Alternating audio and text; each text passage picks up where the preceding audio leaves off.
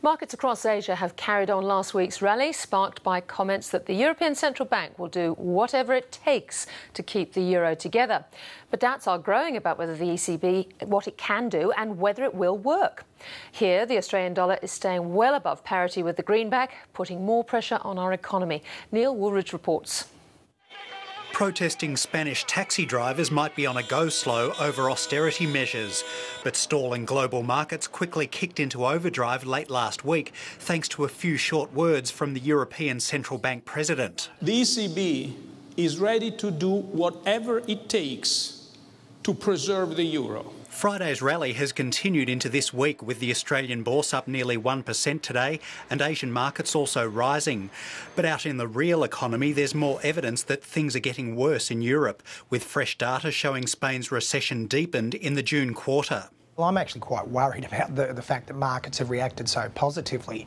Draghi's comments, if you look at them, are really framed around how do I prevent a crisis from happening. Markets have reacted as though we've somehow yet again managed to fix the problem in Europe. The overall issues in Europe are far more complex than that. Yes, it buys some time in the eyes of the market, so yes, things have bounced. But the critical thing in Europe is 17 different governments all trying to get their act together, and that's what's proving so frustrating. And it's not clear what measures will be available to the European Central Bank to solve the continent's ongoing debt problems.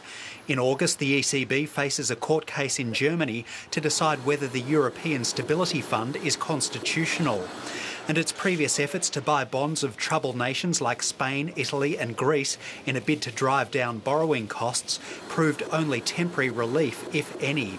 However, Evans and Partners Mike Hawkins says the ECB had to be seen to be doing something to stop the market's recent downward spiral. With Germany, the ECB sitting back, then the markets were getting a free kick to go and do what they wanted to Italy and Spain. So I think the ECB and or Germany were going to be forced to step forward and try to break that game down.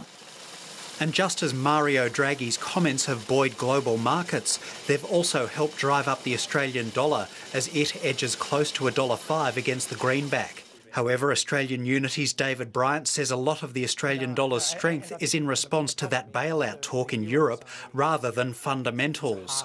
That's not a good underlying reason for the dollar to be where it is. I think we've got to look more to US growth and Chinese economic growth to support that. And I think it's actually had too much of a positive reaction, and that's not good locally for us. I think it's doing material damage to the Australian economy. And in the background, I think while the Reserve Bank would never step up and say they're targeting the currency, at these sorts of levels, it does increase the probability of another rate cut in the next 1, 2, 3 months. And Mike Hawkins warns that Australia is now so uncompetitive after 10 years of rising costs and declining productivity that services industries could follow the likes of manufacturers and head overseas. And with commodity prices on the way down already, the engine room of Australia's recent growth is looking weaker as well.